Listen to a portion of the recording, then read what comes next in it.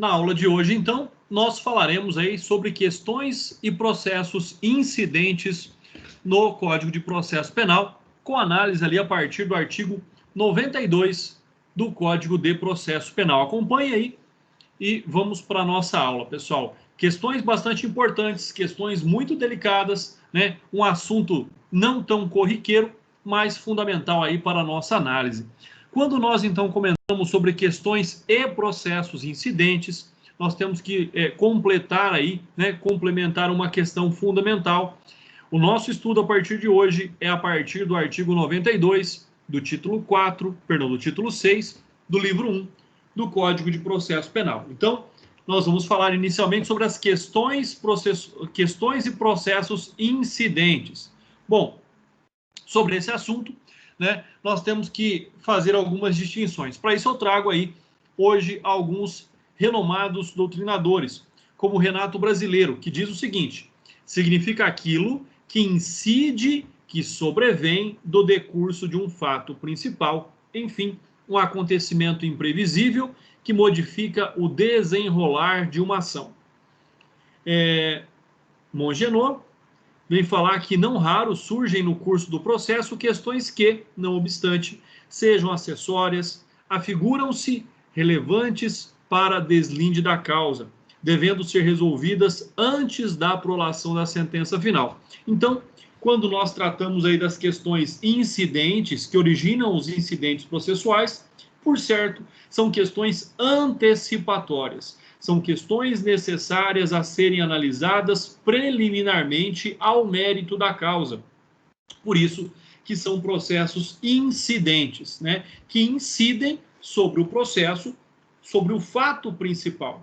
Às vezes não é relativamente ao mérito, mas é um fato necessário, é um fato superveniente que deve ser resolvido antecipadamente para que possa ter ali, então, uma finalidade específica, a análise do mérito da causa. Por exemplo, quando nós aqui analisamos sobre os acontecimentos prévios à conclusão do processo penal, ou seja, sobre essas situações, nós então devemos dividir aqui essas questões e processos incidentes em dois, que são questões prejudiciais à análise do mérito no processo ou processos incidentes, propriamente ditos, ou chamados também de processos incidentes em sentido estrito. Então, inicialmente, nós veremos as causas prejudiciais, ou seja, aquilo que vai e que pode prejudicar a análise do processo, aquilo que pode prejudicar a análise do mérito no processo penal. Ou seja, quais são, então, as questões prejudiciais? Primeiro, elas vão depender de uma análise do magistrado sobre dois aspectos, sobre a matéria penal ou extrapenal. E aí você vai se perguntar, André, o que é que uma matéria extrapenal tem a ver com o processo penal? Pessoal, tem tudo a ver. Até porque, no estudo do direito, vocês sabem que o estudo ele é sempre transversal, ou seja, ele vai caminhar por todos os ramos do direito. Às vezes, um aspecto lá do direito civil vem aqui e nos traz uma questão propriamente dita. Vou dar um exemplo já, esse exemplo vai ser citado mais adiante, mas eu já adianto ele. Por exemplo, o ato do casamento. O ato do casamento é uma matéria de direito civil. A regularidade do casamento, a formalidade do casamento. Então, o que acontece? Para análise do crime de bigamia, o que eu preciso configurar? A validade dos dois casamentos. Se um dos casamentos for nulo, de pleno direito, ou seja, inexistente, não há o crime de bigamia. Percebam, então, essas questões prejudiciais, né, que tanto podem ser com relação à matéria penal ou extrapenal. Vamos lá para mais um exemplo? Então, olha só. A questão, por exemplo, do crime de abandono material. Ou seja, o pai que não paga ali alimentos aos seus filhos. Primeiro, a questão prejudicial aqui é quando suscitado o fato de que essa criança não é filha desse indicado devedor de alimentos. Então, ou seja, depende-se aqui de uma matéria civil, do reconhecimento da paternidade, para que, posteriormente, possamos, então, analisar se de fato o crime aconteceu. Até porque ninguém é obrigado a pagar alimentos àqueles que não são seus filhos. Então, esse é um aspecto aí bastante importante sobre esse assunto, tá? Então, fiquem atentos, acompanhem comigo, para que nós possamos aí continuar com a nossa análise. Então, o que nós temos que compreender? Primeiro, prejudicial. O que é que vem a ser uma questão prejudicial? É aquela que tem capacidade de prejudicar ou modificar o que segue referente ao objeto do processo. Conforme Silva, ele vem dizer que é prejudicial precisamente quando decidida favoravelmente, prejulga o objeto contido em outra questão, impedindo assim que se tome conhecimento dela ou que se profira uma decisão a respeito. Então nós temos também sobre essa situação o fato de que essa questão que é prejudicial para o processo penal, ela pode ser condicionante, impeditiva ou até mesmo modificativa do resultado, né? Então, os dois exemplos que eu já passei para vocês, e nós temos tantos outros exemplos, não só com relação ao direito civil, mas também com outros ramos do direito, o fato de que aquela situação pode impedir a análise, por exemplo, do processo penal. Então, nós podemos dizer que uma decisão civil, ela pode ser preponderante a uma decisão penal, é claro que pode, né? E vice-versa também. O exemplo mais comum que nós temos aí seria o fato lá, como eu disse já, da análise, né, da infração penal prevista ali no artigo 235 do Código Penal. Ou seja, o que configura o crime de bigamia, né? Qual é a condição necessária, indispensável, conforme aí cita-se a conditio sine qua non para a configuração do crime? Que o casamento seja válido, que os dois casamentos sejam válidos, legalmente ali reconhecidos. Então nós estamos diante de questões prejudiciais que acabam por afetar a própria tipicidade da conduta delituosa, ou seja, não há tipicidade se os dois casamentos não forem válidos. E para isso, quem é que vai dizer se o casamento é válido ou não? É o direito civil e não o direito penal. Olha só o que dizem aí, e análise importante sobre os artigos 92 ao 94 do Código de Processo Penal, que são aí o objeto da nossa aula de hoje. Então, diz o artigo 92: se a decisão sobre a existência da infração depender de solução de controvérsia, o juiz repute séria e fundada sobre o estado civil das pessoas, o curso da ação penal ficará suspenso até que no juízo cível seja a controvérsia dirimida por sentença passada em julgado. E tem uma vírgula, para aí agora, porque olha só, olha o que vem dizer. Se essa controvérsia, se esta questão prejudicial tratar-se do estado civil das pessoas, haverá suspensão do processo penal. Ou seja, o processo penal não pode ser decidido antes da solução dessa controvérsia, no caso aí, que é o estado civil das pessoas. Então, esse é um aspecto muito importante sobre esta análise que nós devemos observar. E aí continua. Sem prejuízo, entretanto, da inquirição de testemunhas e outras provas de natureza urgente, ou seja, aquelas provas que não poderão ser produzidas futuramente, sobre o crivo ali de se perderem em tempo e espaço, né? Provas chamadas de irrepetíveis. Parágrafo único. Se for o crime de ação pública, o Ministério Público, quando necessário, promoverá ação civil ou prosseguirá na que tiver sido iniciada com a citação dos interessados. Então, o que nós já observamos, o que nós já extraímos aqui do artigo 92? Que somente se suspenderá o curso da ação penal, do processo penal em si, se tratar do estado civil das pessoas. Do contrário, não se suspende aqui o curso do processo penal. Então, nós temos questões prejudiciais, em que há obrigatoriamente a suspensão do curso do processo penal, e nós temos questões prejudiciais em que o juiz pode suspender o curso do processo penal. Então, nós temos questões prejudiciais em que obrigatoriamente se suspende e questões prejudiciais em que facultativamente se suspende o curso do processo penal. Então, observem esses aspectos. né? Nós já temos uma distinção aqui bastante importante sobre isso, pessoal. Questão muito importante, muito cobrada nas provas do OAB e em concursos públicos. Então, fiquem atentos aqui a essa aula, tá? É uma aula mais técnica, talvez de um conteúdo até um pouco mais chatinho, um pouco, mas é de extrema importância.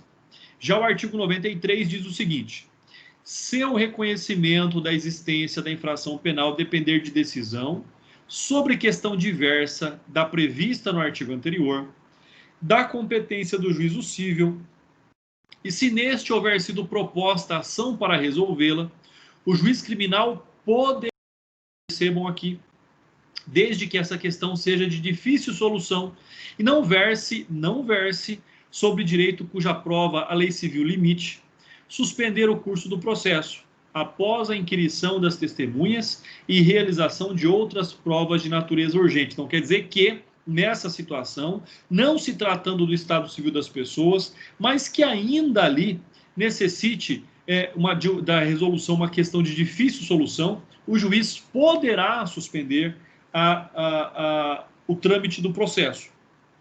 Vem lá e diz o parágrafo 1º.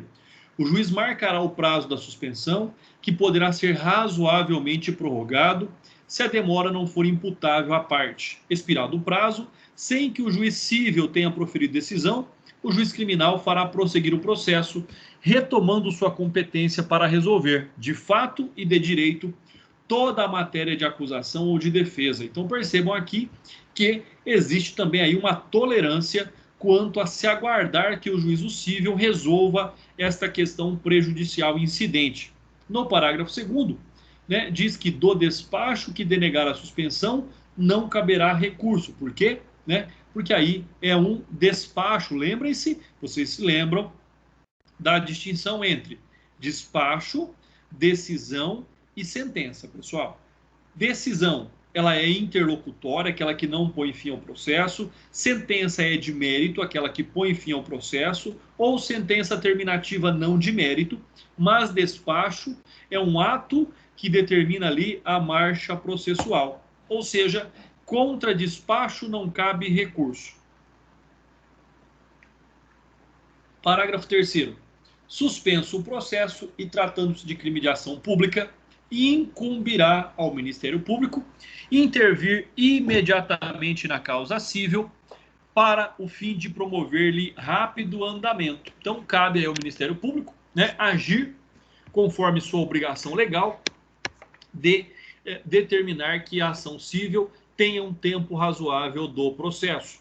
E, por fim, o artigo 94 vem dizer que a suspensão do curso da ação penal, nos casos dos artigos anteriores, será decretada pelo juiz, de ofício ou a requerimento das partes. Então, percebam aqui que o próprio juiz tem essa autonomia, bem como tem a possibilidade, né, de, instado por alguma das partes, também determinar a suspensão do processo penal. Pessoal, percebam, o mais importante disso tudo aqui é a análise de que existem questões prejudiciais obrigatórias quanto à suspensão do processo e facultativas quanto à suspensão do processo. O processo penal não é obrigado a aguardar ad infinito que o processo cível, né, não resolva essa questão incidente lá na sua essência, na sua fonte. E o Ministério Público tem a competência aqui, né, garantida por lei, de intervir no processo cível e garantindo o rápido andamento deste processo. Quais são, então, as características das questões processuais ou das questões prejudiciais? Percebam, se elas são questões que antecedem a análise do mérito, então elas são questões que possuem aí a anterioridade, ou seja, devem ser enfrentadas antes do mérito da ação principal. E conforme diz o Távora, ele vem dizer que a questão prejudicial ela é antecedente lógico da prejudicada, carecendo de solução prévia para que seja então julgado o mérito da demanda principal, enquanto a solução da questão prejudicial é capaz de influir no resultado do processo penal condenatório. Exemplo, né, só responderá pelo crime de bigamia se os dois casamentos forem válidos. Do contrário, o fato é atípico. O exemplo que nós temos quanto à anterioridade é: o acusado somente pode ser responsabilizado aí pelo abandono material do filho menor de 18 anos se restar comprovado que a pessoa abandonada de fato era seu filho, conforme diz lá o artigo 244 do Código Penal.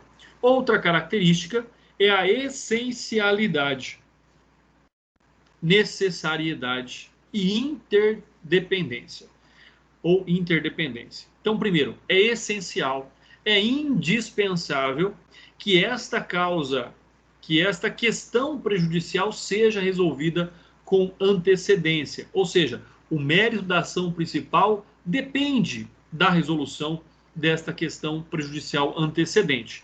Deve haver, portanto, uma dependência que condicione a existência de uma infração à resolução prévia de uma questão prejudicial.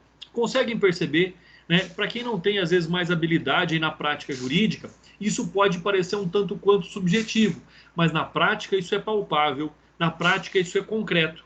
E é indispensável que essas questões prejudiciais sejam resolvidas. Nós temos ainda aqui a outra característica, que é a autonomia, né? Que é a autonomia entre o quê? A autonomia entre os fatos e a autonomia também entre quem tem que resolver essa questão prejudicial. Questões prejudiciais não podem, algumas delas, salvo algumas exceções, serem resolvidas pelo processo, pelo direito processual penal.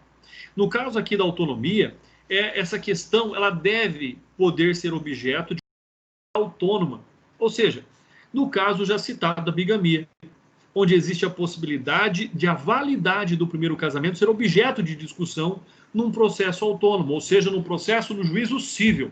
E para essa característica, né, é necessária então a existência de um processo onde se tem uma questão prejudicada e outro, autônomo e distinto, no qual se definiria a questão prejudicial. Ou seja, nós temos a questão prejudicada e nós temos a questão prejudicial.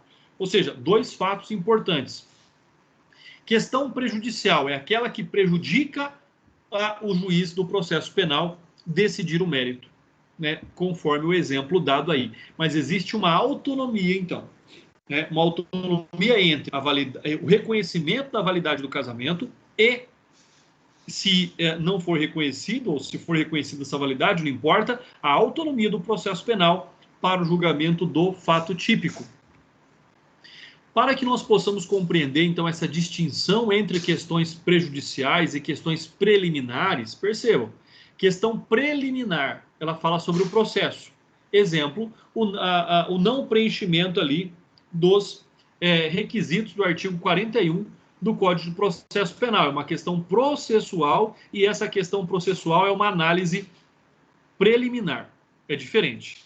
Uma análise preliminar. Quanto à questão prejudicial, ela trata do direito material e não do direito processual. Então, percebam essa diferença. A questão prejudicial que nós estamos analisando é aquela que se liga ao tema de direito material. De que forma? Pode ser analisada pelo juiz penal ou extrapenal, existe de maneira autônoma em relação ao processo crime. O conteúdo da decisão do juízo penal está subordinado a essa questão prejudicial. Quando nós tratamos de questão preliminar, o próprio juiz do processo penal é que vai julgar essa questão preliminar. Não existe de outra maneira autônoma em relação ao processo criminal. E a questão preliminar impede a análise do objeto da imputação pelo juízo penal. Ou seja, se não está presente os requisitos da ação, ela não pode ser recebida. Né? Então, ou seja, percebam a diferença. Conforme aí, né, o Guilherme Madeira traz esse gráfico, esse quadro, ele é importante para que nós possamos aí memorizar esse fato, facilitar a nossa compreensão. Ou seja, qual é a distinção entre uma questão prejudicial e uma questão preliminar? A preliminar é aquela analisada lá, por exemplo, numa defesa. Isso é uma questão preliminar ligada ao tema do direito processual. A questão prejudicial prejudica o fato posto ao julgamento do magistrado, prejudica o direito material submisso ao crivo da justiça propalada pelo Estado por meio do magistrado. Então, são questões diferentes. Não se decide direito material sem se resolver antes uma questão prejudicial. A questão preliminar, ela pode até ser ultrapassada. Pode ser, por exemplo, uma nulidade relativa e não absoluta. Isso pode ser discutido em grau de recurso depois, mas o processo segue. Com a questão prejudicial, não. Via de regra, não. Qual é a classificação que nós temos, então, prejudiciais? A primeira delas é com relação à sua natureza, ou seja, ela pode ser homogênea, comum ou imperfeita, que é tudo a mesma coisa, né? Dependendo aí da doutrina que você está estudando, você vai buscar essa nomenclatura diferente. O grande problema do direito processual penal, muitas vezes, é que o legislador sempre gosta de dar nome às coisas, né? E dar nome às coisas, muitas vezes, é complicar a nossa vida, né, como estudantes. Então, o que seria essa natureza homogênea, comum ou imperfeita? A prejudicial pertence ao mesmo ramo do direito em questão prejudicada, ou seja, também de natureza criminal. Então aqui não há que se falar que um juiz de outro ramo tenha que decidir preliminarmente o fato para que o mérito da ação penal possa ser analisado. Aqui, nesse aspecto, não há essa necessidade, ou seja, aqui também pertence a solução, a resolução ao processo penal. Exemplo, nós temos aí, por exemplo, o crime de receptação. Para que haja a configuração dele, é necessário que haja prova de que o bem receptado é produto de infração penal, ou seja, não depende do direito civil, depende do próprio direito penal ou processual penal fazer prova de que o bem também tem ali na sua origem ilícita. Então ele foi, né, quem já estudou o crime de receptação sabe do que eu estou dizendo, né? O crime de receptação ele é conexo, ou seja, essa conexão entre o furto, entre o roubo e receber aquele produto, né, absorver o produto do ilícito, é uma conexão que existe ali. E todos eles, e todo esse fato, ele é tratado dentro do próprio processo penal. Então essa é uma questão prejudicial chamada de homogênea. Então primeiro tem que se saber se o objeto é produto de crime também, e aí então ele foi recebido, porque se não for, não há receptação. Uma tese bastante interessante que o advogado pode utilizar aí para a defesa do seu cliente.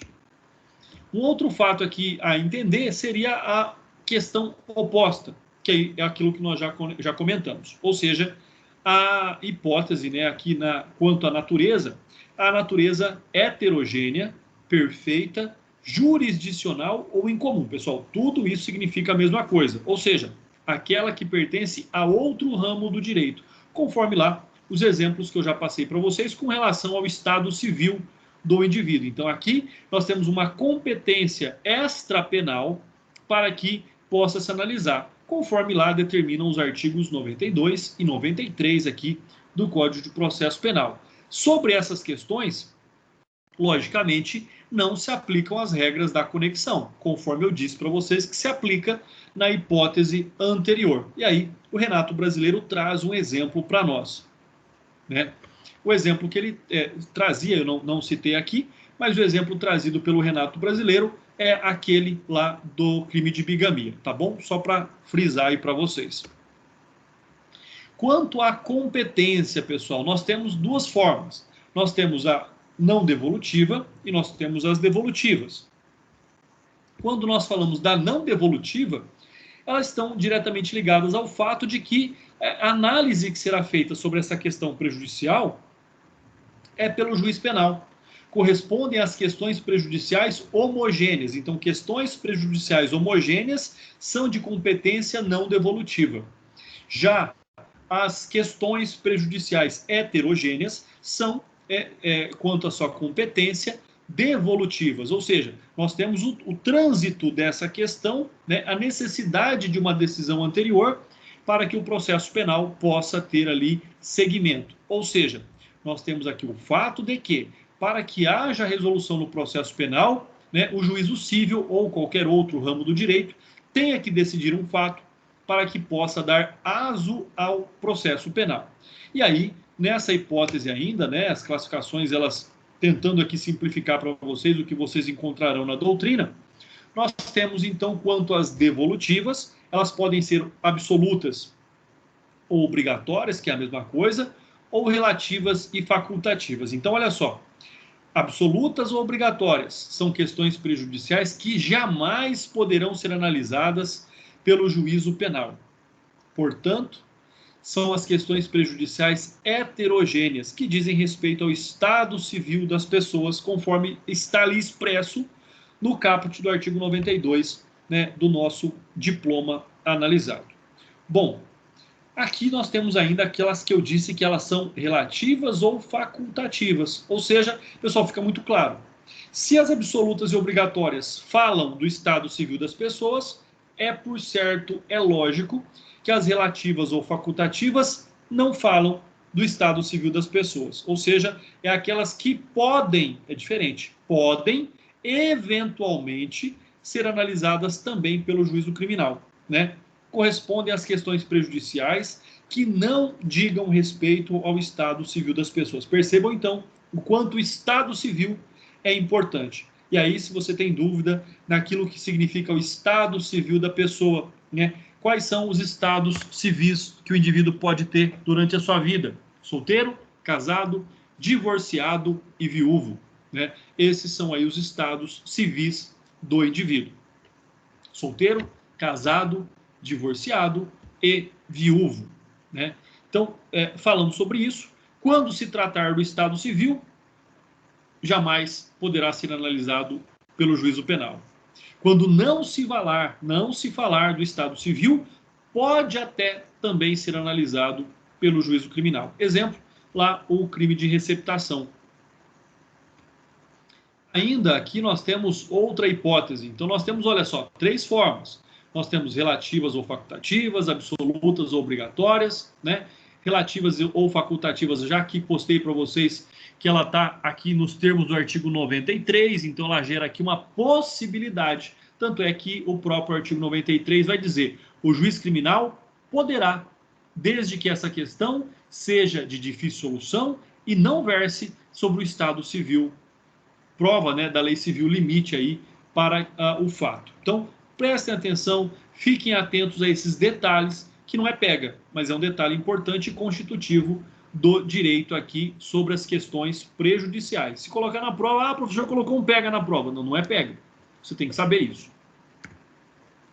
Quanto aos efeitos, então, né? Quanto aos efeitos, nós temos obrigatória ou facultativa, né? Quando eu falo em obrigatório, é aquilo que eu já mencionei para vocês, que é obrigatório, necessário ou em sentido estrito, ou seja, o fato que, nesta hipótese, sempre acarretará a suspensão do processo penal, enquanto não haja a decisão ali do processo civil, do Estado, a decisão quanto ao estado civil das pessoas, e corresponde, então, às questões prejudiciais heterogêneas, que tratam do estado civil da pessoa, onde esse estado civil deve ser resolvido na esfera civil, somente para depois visualizar ali a possibilidade, né, os requisitos da ação processual penal. Bom, sobre aqui a hipótese da facultatividade da suspensão. É onde o juiz vai analisar o fato de que nem sempre acarretará, então, a suspensão do processo penal. Por quê? Porque o juízo criminal poderá eventualmente apreciar essas questões. Não é necessário que o juízo civil aprecie essas questões prejudiciais, e o juiz processual penal poderá, assim, né, o juízo penal poderá, assim, analisar. E aí nós estamos falando de questões prejudiciais heterogêneas, que não dizem respeito ao estado civil das pessoas. Então, conforme e comecem a guardar aí esses aspectos quanto aos efeitos, quanto à competência e assim por diante. Olha só, quanto ao grau de influência da questão prejudicial sobre a prejudicada. Então, percebam, nós temos aqui que aquela questão prejudicial pode ser fundamental, ter uma grande e preponderante influência ou não, né? Ou seja, se eu não resolver isso agora, eu posso discutir isso depois. Tá, tudo bem. Mas existe aquilo que, enquanto não for resolvido, não pode, né, gerar nenhuma consequência aí para e no processo penal. Então percebam, quanto o seu grau de influência pode ser total, prejudicial, que tem o poder de fulminar a existência de um crime. Exemplo, casamento inválido, né? uma ação negatória de paternidade sendo julgada procedente em razão de um exame pericial de DNA. Isso é total. O que é parcial?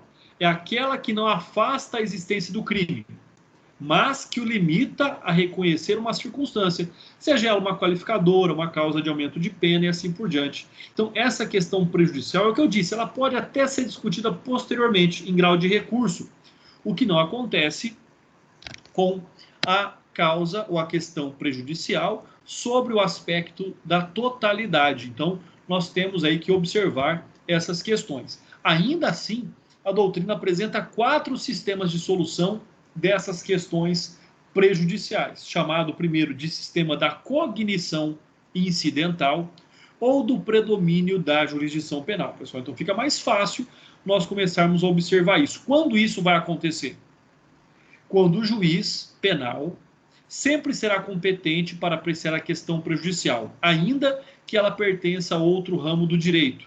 E tal método privilegia a celeridade em detrimento do juiz natural.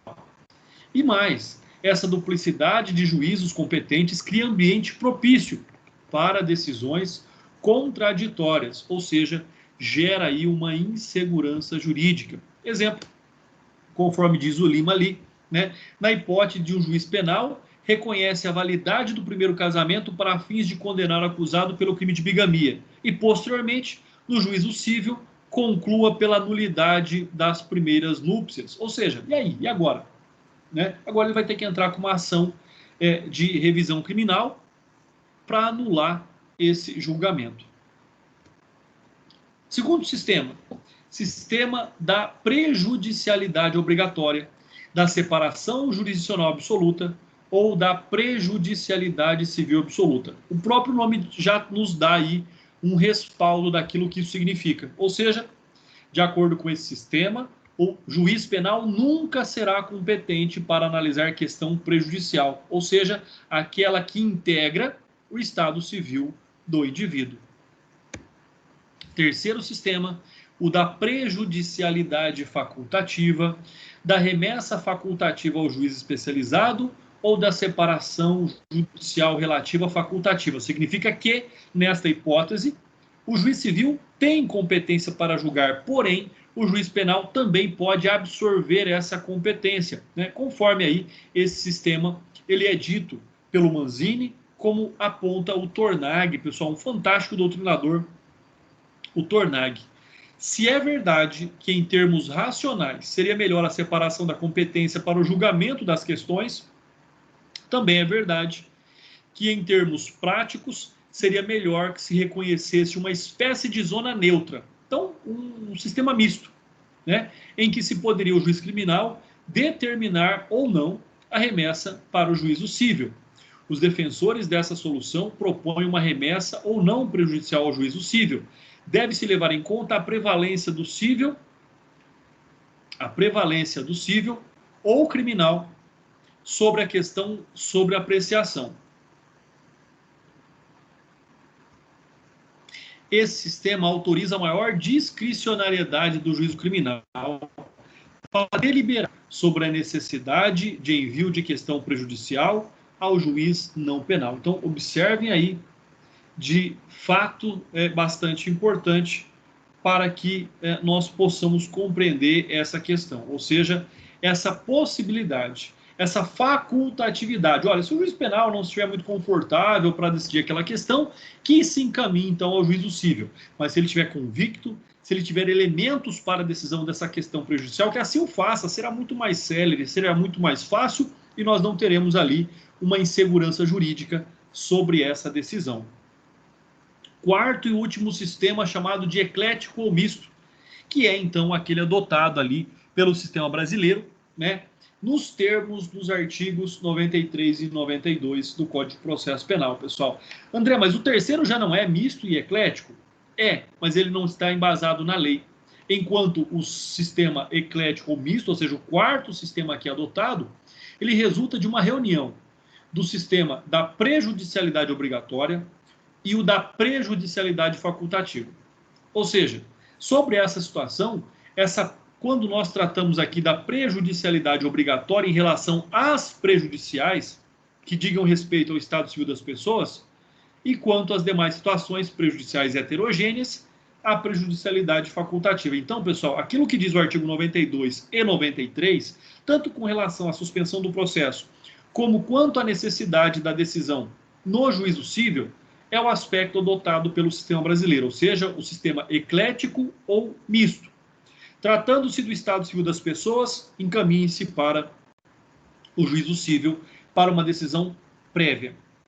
Não se tratando do estado civil das pessoas, pode o magistrado penal encaminhar ou não para o juízo cível para a solução dessa questão. E aí, então, vamos ver o que fala esse sistema quando nós tratamos da questão prejudicial obrigatória, conforme ali expressada no artigo 92 do Código de Processo Penal. Primeiro, quais são os pressupostos? Diz a doutrina que são 3. Né? O Desen fala o seguinte: a hipótese de incidência desta questão prejudicial é a ocorrência de controvérsia de que o juiz repute séria e fundada sobre o estado civil das pessoas, controvérsia esta que afete a existência do crime, pessoal, e aí não há discussão. Encaminhe-se para o direito civil para que seja resolvida. Acompanhe lá o Ministério Público para que se resolva num tempo razoável do processo. Quais são os pressupostos, então, aqui? Primeiro pressuposto: prejudicial deve estar relacionada ao mérito, pessoal.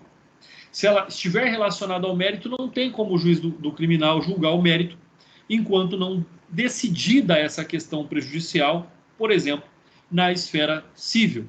Por quê? Porque a esfera civil vai determinar se o crime aconteceu ou não. A esfera civil vai dizer se existe o pressuposto para a acusação, para ali a tipicidade daquela conduta ou não.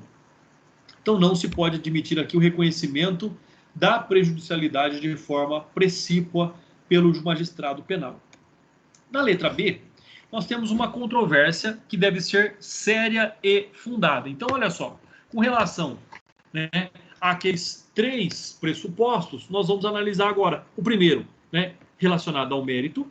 O segundo, que esta controvérsia seja séria e fundada, ou seja, o juízo, se o juízo percebe que a parte suscita apenas para protelar o processo, logicamente que ele não vai reconhecer. O que é sério?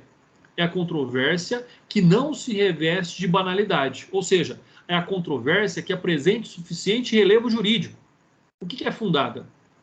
Esta alegação significa que ela deve haver um mínimo de lastro probatório que justifique o seu acolhimento. Né? Nós podemos aqui trazer, por analogia, aquela presença do periculum in mora ou do fumus boni iuris. Ou seja, é isso que justifica que essa controvérsia seja séria e fundada. E sobre esse aspecto, então, possui, né, matéria que tenha relevância jurídica. E é preciso que essa argumentação encontre um mínimo de suporte probatório. Pessoal, direito é prova, tá?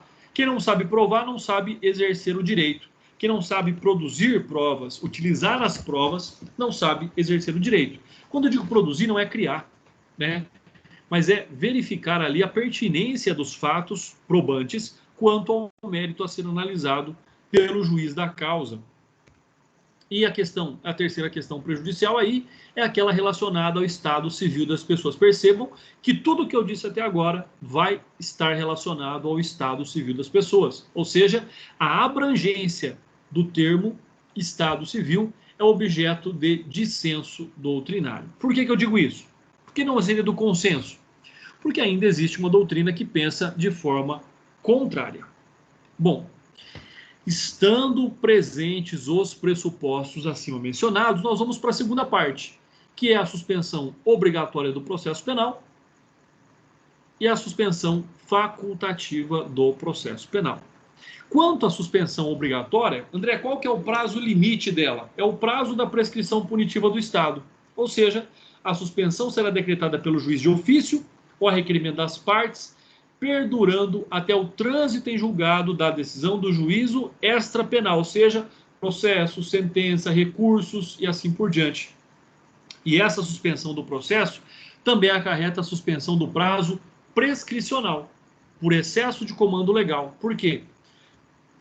Porque o artigo 116, inciso 1º do Código Penal, conforme vocês já estudaram, não é novidade para vocês, diz o seguinte: antes de passar em julgado a sentença final, a prescrição não corre. Inciso 1. Enquanto não resolvida em outro processo, questão de que dependa o reconhecimento da existência do crime. Então, quando vocês estudaram lá em Direito Penal, parte geral, que é a minha matéria do coração, né? Eu sou professor ali da base do Direito Penal mesmo, que eu acho que a parte geral é o fundamento aí para o Direito Penal como um todo. É fundamental que vocês, né, já observaram, vocês já estudaram isso lá no passado e nem tinham ideia que voltariam a essa premissa do artigo 116, inciso 1º do Código Penal. Então fica esse aspecto também bastante importante, suspenso o prazo prescricional, né, em razão da suspensão do processo penal, porque aguarda-se ali uma decisão do juízo cível, por exemplo. Agora, nós temos também aquelas provas que podem se tornar como irrepetíveis, ou seja, conforme descrito lá no artigo 92 que nós estamos aqui analisando. Ou seja, nesta hipótese, poderão ser produzidas embora o processo permaneça suspenso. Nós temos ainda a hipótese aqui de promoção ou intervenção do Ministério Público no processo cível. E lá diz, né, para que o Ministério Público garanta aqui que o processo cível seja ágil, seja célere. Então, esse é um aspecto também. O Ministério Público atuará no processo cível, cujo fato analisa uma questão incidente prejudicial do processo penal, já que o Ministério Público, como regra geral do processo penal e do próprio direito penal parte especial, é o titular da ação penal, salvo as exceções das ações penais privadas ou da ação penal privada subsidiária da pública. Então, também tem aí esse fato, né? O Ministério Público pode ser o interveniente, atuar a custos legis também no processo civil, buscando, logicamente, ali um desfecho daquela ação, para que possa ou não dar-lhe os subsídios necessários para continuar com a ação processual penal ou não. E aí, pessoal, vamos para a segunda parte. Já que falamos das questões prejudiciais obrigatórias, nós vamos falar agora das questões prejudiciais que são facultativas quanto à suspensão ou não do processo penal. E, por lógico, nós estamos falando das heterogêneas. Ou seja, letra A, quais são os pressupostos? Mais uma vez, relacionada ao mérito. Ou seja, deve funcionar como uma verdadeira elementar da infração. Se isso não acontecer, será uma questão prejudicial facultativa. Questão prejudicial heterogênea não relativa ao estado civil das pessoas. Olha só, por força então do artigo 93, nós já sabemos, né, que aqui estão compreendidas as facultativas, diversas do estado civil das pessoas, ou seja, aquela que pode ou não ser julgado lá no juízo extrapenal, como por exemplo civil, trabalhista, tributário e assim por diante. Quanto à ação civil em curso, nós já vimos também que o reconhecimento da prejudicialidade facultativa somente será possível se houver na ação civil em curso antes da arguição dessa prejudicialidade no juízo penal, ao contrário do que ocorre nas questões prejudiciais absolutas, conforme nós vimos aí em algumas telas anteriores. Um outro aspecto importante da qual que o juiz pode ou não encaminhar, então, o processo para o juízo cível é a existência de questão de difícil solução. E aí o brasileiro diz que, nos mesmos moldes que a prejudicial obrigatória, o reconhecimento da prejudicial facultativa também apresenta como pressuposto a arguição de que a questão seja de difícil solução. A ausência de limitação quanto à prova na lei civil. Ou seja, sobre esse pressuposto, confiram-se os pertinentes apontamentos do já referido autor, ou seja, do brasileiro. O que ele vem dizer? Em sede do processo penal, como está em jogo a liberdade de locomoção do acusado, bem como a natureza indisponível, é sabido que vigora o princípio da busca da verdade ou da liberdade quanto aos meios de prova. Busca da verdade real, né? Já que no processo civil nós temos lá a verdade formal nos termos dos documentos apresentados. Bom, aqui, por força disso, desse variedade de objetivos entre o processo civil e o processo penal, todo e qualquer meio de prova deve ser utilizado no processo criminal, seja ele nominado ou inominado, ou seja, desde que ela seja lícita, típico ou atípico, ressalvadas, logicamente, as provas ilícitas e imorais. Em sentido diverso, a lei civil estabelece certas limitações quanto à prova. Portanto, quando houver limitações à prova na lei civil, o juiz penal não poderá remeter as partes ao juízo extrapenal para a solução de controvérsia. Então, aí caberá, por extensão, a competência do juízo penal também para a solução dessa controvérsia. Então, quando a limitação de provas no direito civil, né, impossibilitar a resolução dessa questão prejudicial. Sobre esse aspecto, o juízo penal absorve a competência, por quê? Porque não pode uma pessoa ser prejudicada no processo penal, porque não teve todas as possibilidades de produzir as provas no processo civil. Então, isso é um fato que essa interpretação ela vai vigorar para poder ali observar esse aspecto. Quais são as consequências, né? Ou seja, presentes os pressupostos que nós já falamos, reconhecimento da prejudicialidade culminará em, primeiro, nós já vimos, suspensão do processo e do prazo prescricional, conforme lá o artigo do Código Penal. Letra B, intervenção do Ministério Público na ação civil, objetivando a celeridade do processo civil. Então, sobre essa situação, ao contrário do que ocorre com as prejudiciais obrigatórias, que tratam ali do estado civil do indivíduo, aqui confere ao Ministério Público a prerrogativa de dar início à ação civil. Ele não pode dar início, mas ele pode intervir naquelas já ajuizadas. Então, por exemplo, não pode o Ministério Público ingressar com uma ação negatória de paternidade. Não pode o Ministério Público ingressar, né, com uma ação de reconhecimento do casamento. Mas ele pode intervir, quando necessário, para agilizar, para acelerar esse julgamento, já que ele tem interesse lá no processo penal.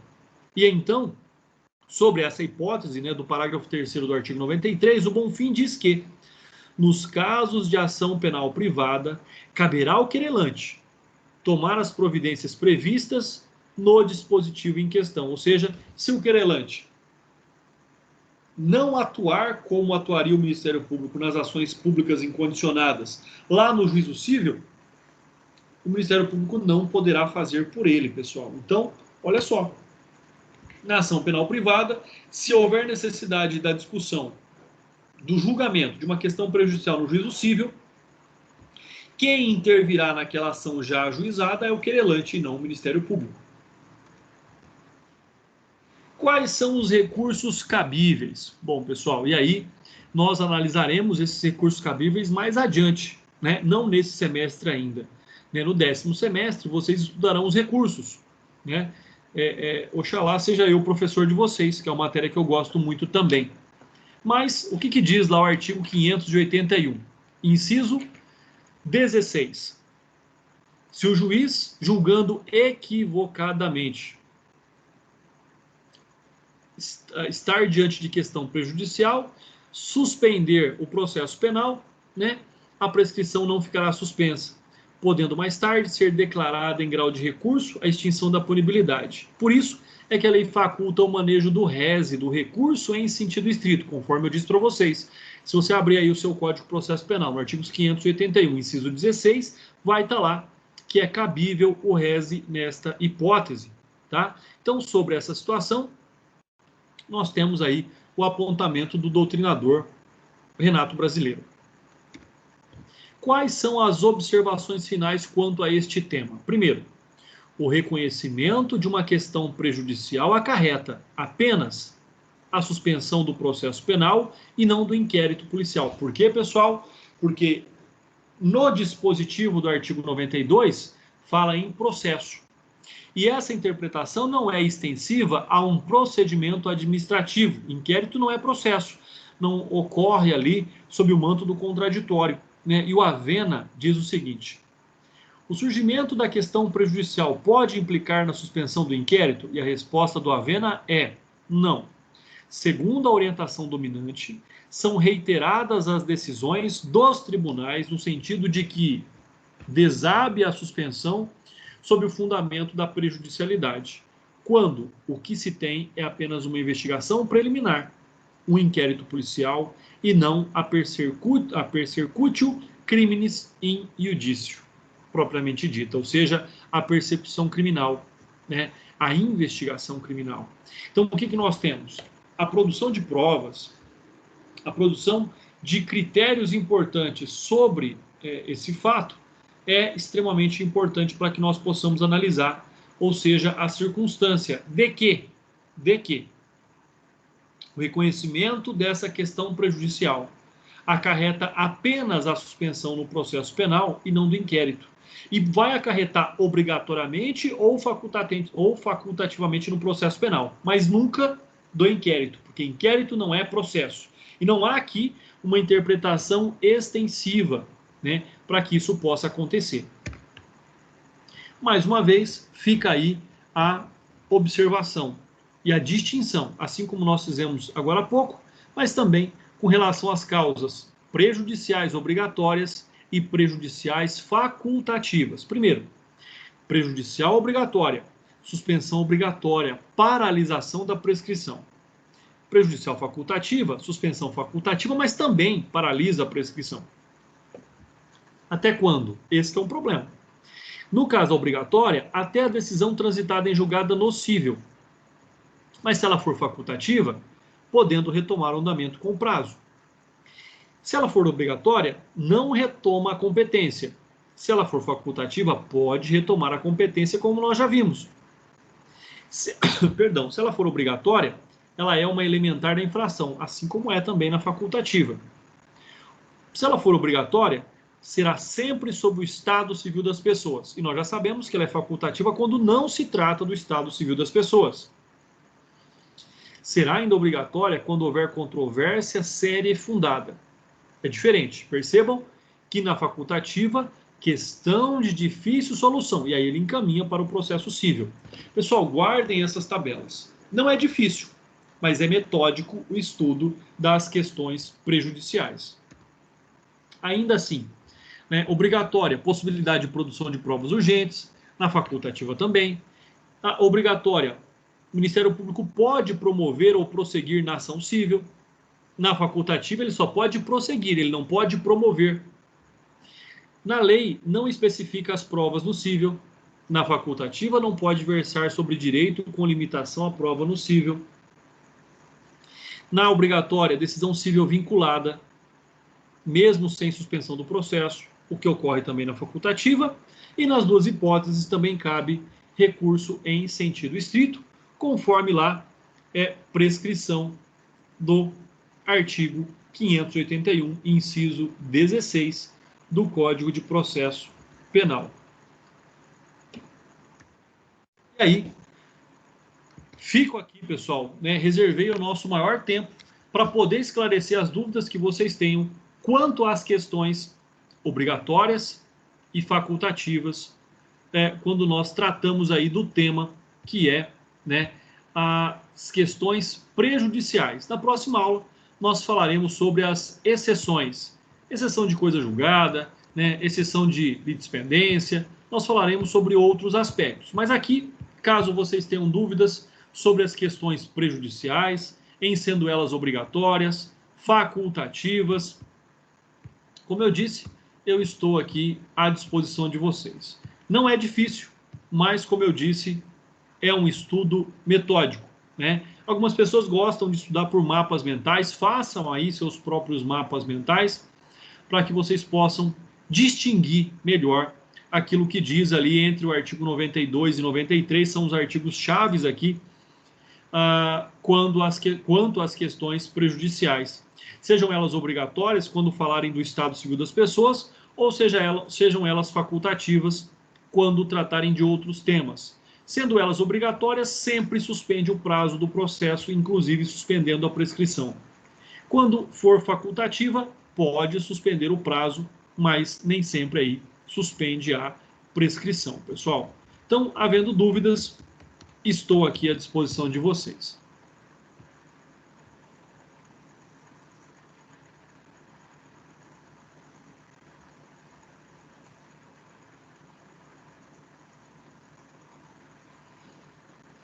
Não havendo dúvidas hoje, mas havendo dúvidas na próxima aula ou até a próxima aula, né?